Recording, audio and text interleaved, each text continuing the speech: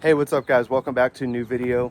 We're out here with the 2JZ Cherokee once again, and I'm going to do a full build walk around on every little detail that I could possibly think of with this Jeep.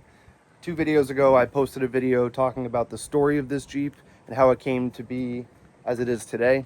So in today's video I'm just going to go more in depth with talking about how everything works. Just a full detailed walk around of the 2JZ swapped Jeep Cherokee XJ. So obviously this is a Jeep Cherokee. It's a 2000.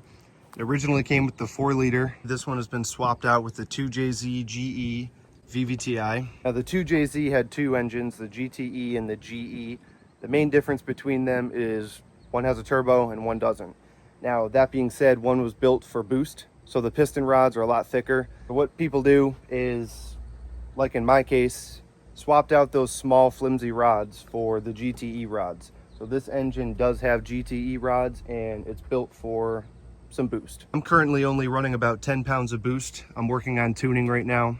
Now this turbo, it is a Turbonetics turbo, a 66, 62. And to be quite frank with you, it's a little bit oversized.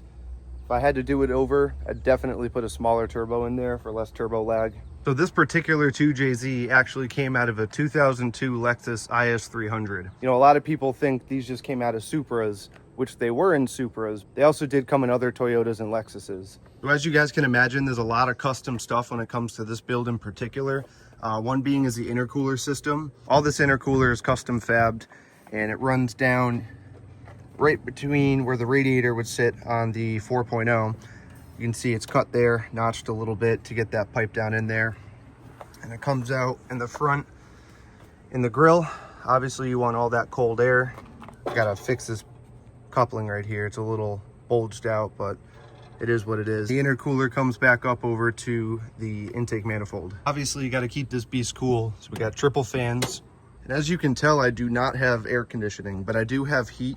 The heat blower motor fan currently doesn't work. Cool thing about it is everything is gone, so I can just easily swap that out if I want heat. So originally the previous owner had this only running on the factory fuel pump from the Jeep Cherokee 4.0, and obviously that's not enough. We needed a lot more fuel.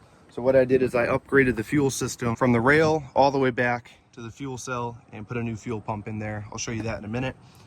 The fuel rail right here, this is probably my least favorite part of the build because it was notched in the firewall there, which it is what it is, but we're going to clean that up in the future and make it look less crappy. But we have an Aeromotive fuel pressure regulator that's brand new, braided lines all the way back. I know a lot of you guys are going to be upset about the placement of this fuel cell, and to be honest, I don't blame you. It is a little bit low, but I didn't want it in the back of the trunk. It just didn't seem that safe to me. So a fuel door was cut, and I got this little screwdriver here. Flip the door open and boom, there's our Aeromotive A1000 fuel pump. And the fuel cell, obviously, just pull that cap off, you can fill your gas. All the wiring was replaced. I'm running an Optima red top, not too bad. So that A1000 fuel pump is actually good for 1,000 horsepower, they claim. This Jeep isn't going to push that much power anytime soon, maybe in the future, but for now we're probably hitting more towards a 400 or 500 horsepower. I still haven't put this on a dyno, which I would love to. That's going to happen sooner rather than later because I really am curious on how much power this thing actually has. So the cooling system is pretty basic. We just went over that. The fuel system has been upgraded. The Aeromotive A1000 fuel pump and fuel cell. All right, so moving on to the drivetrain. This Jeep actually does have the factory AW4 transmission. It is automatic. I know, it's lame, but it is what it is for now. It does actually have 4-wheel drive. It's got the factory 231 transfer case, and it seems to work pretty good. Currently, I have my front drive shaft disconnected because I need to replace my U-joints on it. But I promise you it does work. Go back on my page and you'll see some videos of me ripping through the snow. The pretty obvious question is, how does the 2JZ actually bolt up to the AW4? Well, that right there is a Lexus IS300 bell housing. And that's all you need. You just need to shorten the shaft and it bolts right up. So that's how it works. Factory transfer case. I need a slip yoke eliminator kit, and you guys are gonna laugh at this. That drive shaft angle, it's pretty hilarious. but it works, and the U-joints are still holding up pretty good. So if you look there, that's a J2 bell housing.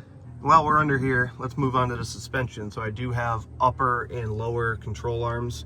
They're fixed, so the uppers are adjustable. I think they're core 4x4. So I am currently upgrading the Jeep suspension basically piece by piece. The front end, I did the shocks not too long ago. I need to take these horrible coil spacers out. They're just pucks, and it caused the coil to kind of shift more on that side. Those got to go, and I got to put the adjustable coilover spacers in there. So I changed the shocks with Bilstein 5100s. Those are very good shocks. If you guys are interested in a shock upgrade for your XJ, I highly recommend those. So I really don't know what brand coil springs those are, but I do know the rears are rough country, which in my opinion is the worst lift that you could possibly get for your Jeep. So I'm going to be upgrading the rear leaf springs with something else. I'm kind of tossed up at the moment if I want to keep this thing like an off-road Jeep and actually use it, or drop it down a little bit and go for more like a street look. Currently, that's what it's sitting on, half rough country, half something else up front. But again, it works. It doesn't ride that terrible, except when you hit bumps like dips on the highway, it kind of throws you all over the road. So moving on to the rear end. The rear end is an 8.8 from a 1998 Ford Explorer. The really cool part about this upgrade is that it comes with disc brakes instead of the factory drum brakes on an XJ, which I think we can all agree drum brakes suck, especially when you need to change them. So we got an 8.8. I gotta change this diff cover because that bottom bolt's stripped and it leaks all over the place. So we got the nice disc brakes. Those need new pads as well. So that's another thing that we can do in the future.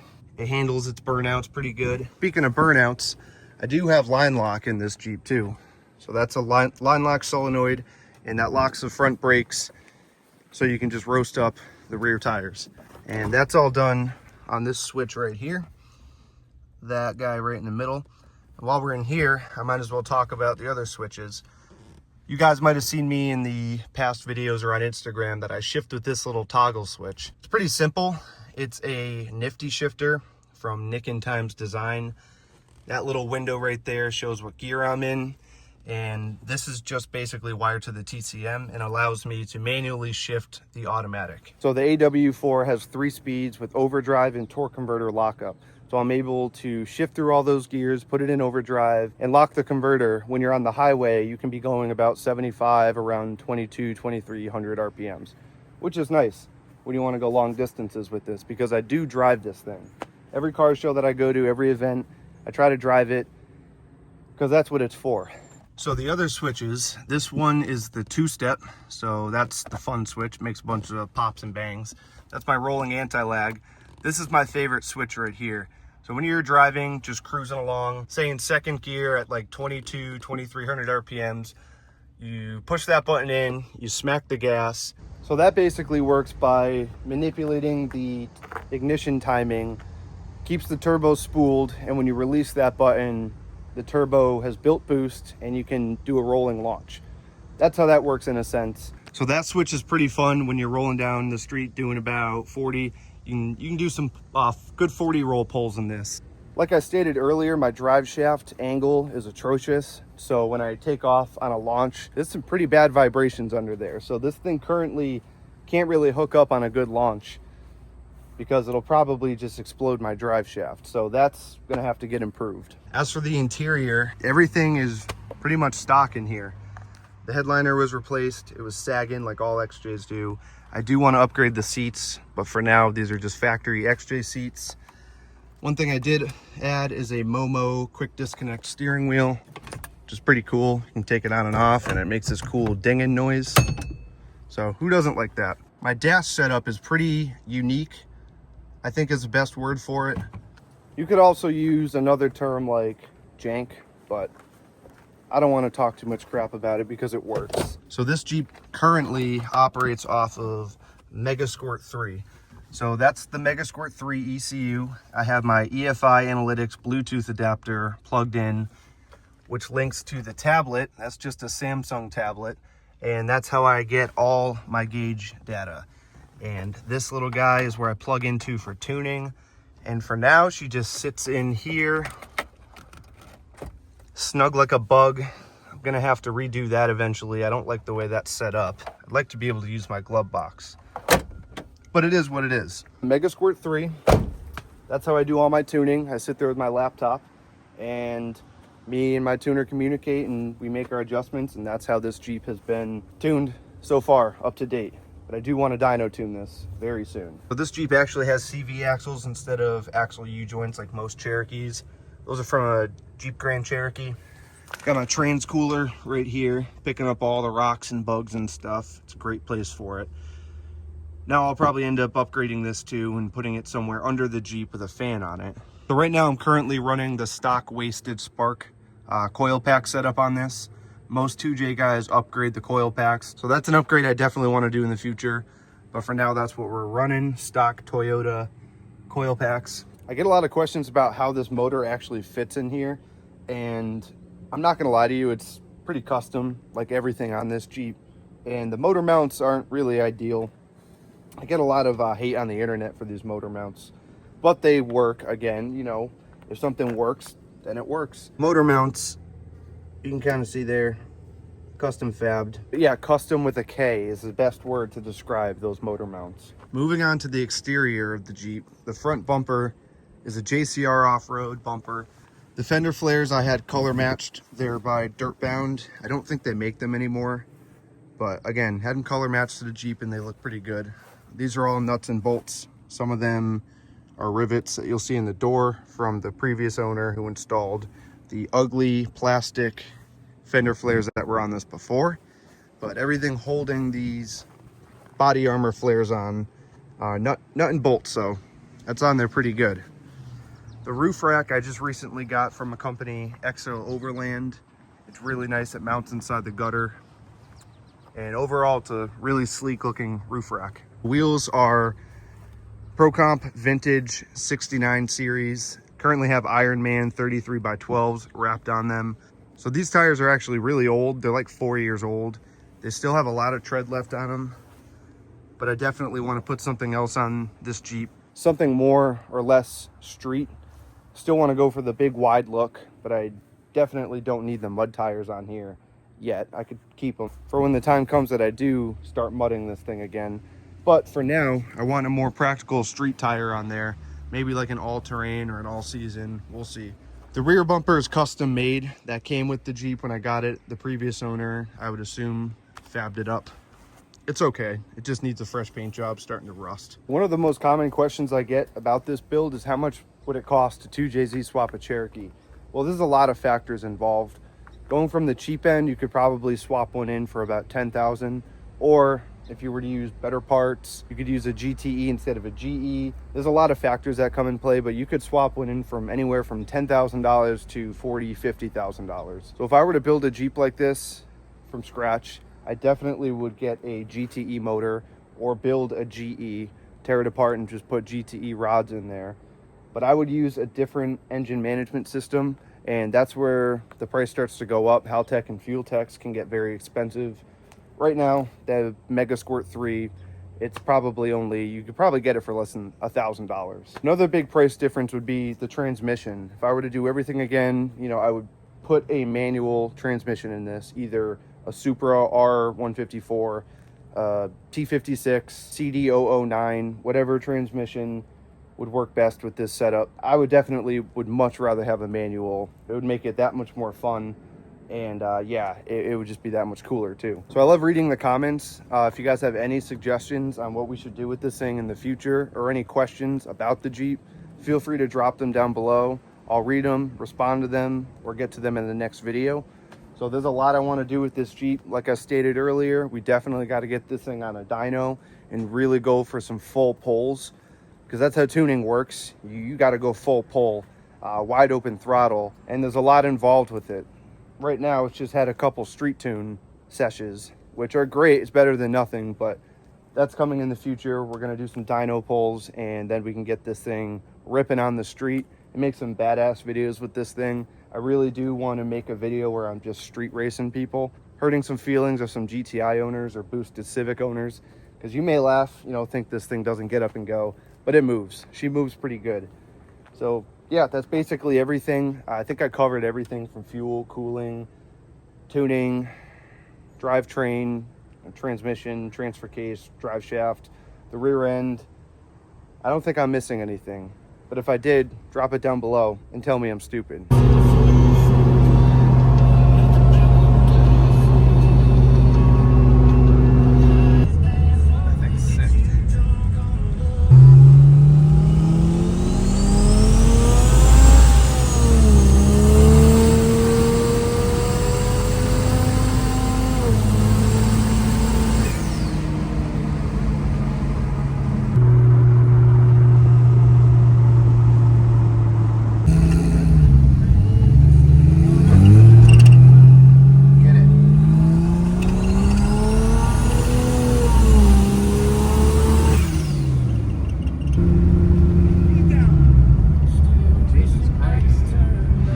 Speeding, I'm going 19.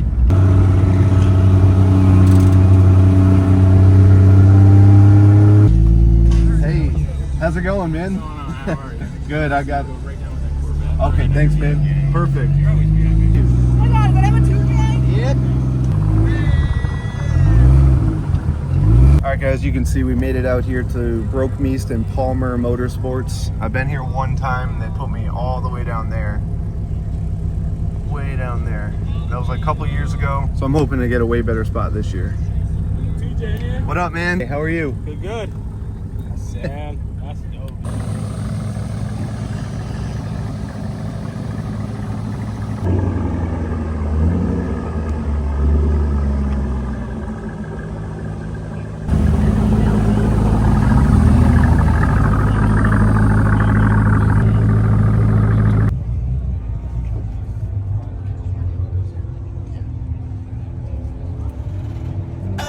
I'm in the mood for a switch up.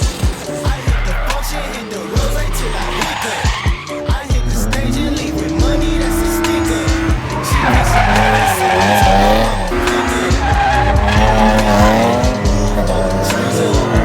leave the city and return with my change up. They got amnesia, don't remember how to play up. Somehow I just stay up. Look, straight from the mud like Ruby. Straight to the stage, they love me. I understand they hungry, but please don't hate, that's ugly. I've been sliding, shaking, moving, I've been popping. Turbo Jeep, straight sixes. I already know this. Oh shit. Yeah. It's your motor, but turbo. Well, come on, why can't you do that? Yeah. No, that's not her motor. That's a super engine. Oh shit, that is a super It's a straight engine. six, but a different one. Yeah. That's kind of insane. Do you know what's in this? 2JZ. What the? He retains factory all-wheel drive or four-wheel drive. Watch out. No, move. Take a picture. Take a picture, yeah. I think it's an RV. Look at the turbo in this thing.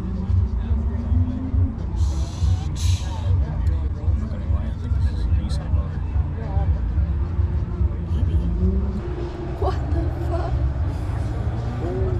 My dude.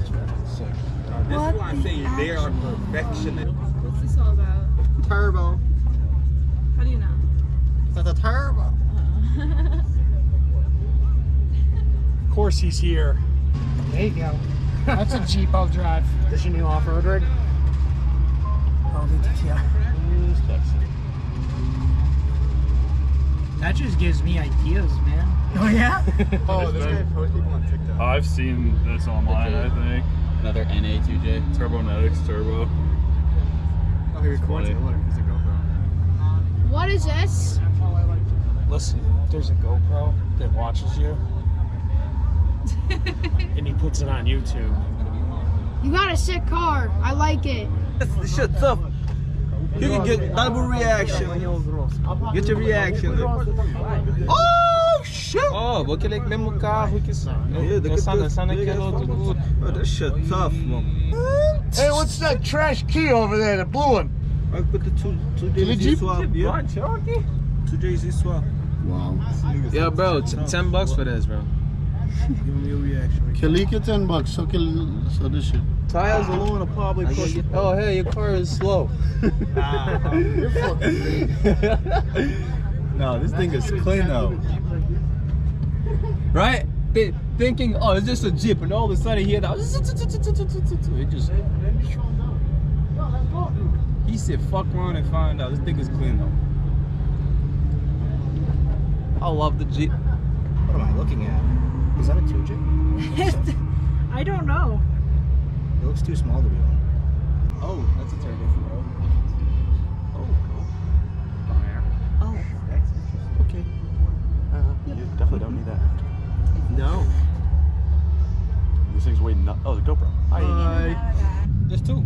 Ooh, there's two. This shit got a turbo in it. You heard? You heard? Jolly, this shit right here.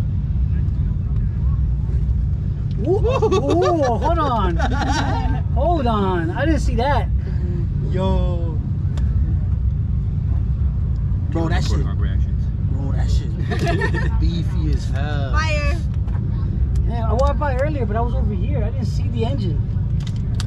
I don't know what any of it means. Whoa. That shit about it. This shit gotta fucking. This thing gotta move. This shit gotta move. I wonder if he takes it off-roading.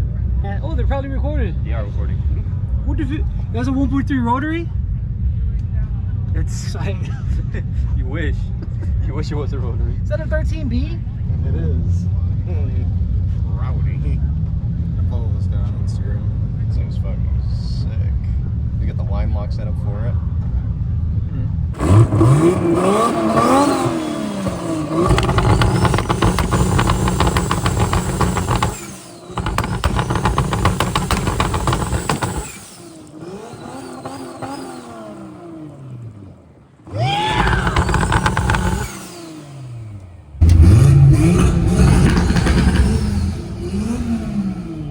All right, guys, we are back here with the 2JZ XJ. I got some pretty good reactions at that car show. A lot of cool cars out there. The drifting was pretty sweet.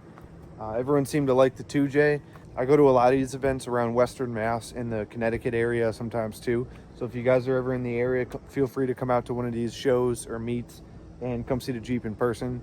Love to talk to you guys whenever you show up. That's going to do it for today's video, guys. I really appreciate you for watching. If you like this video, drop a like, subscribe if you want to see more of this Jeep, and we will catch you guys on the next one.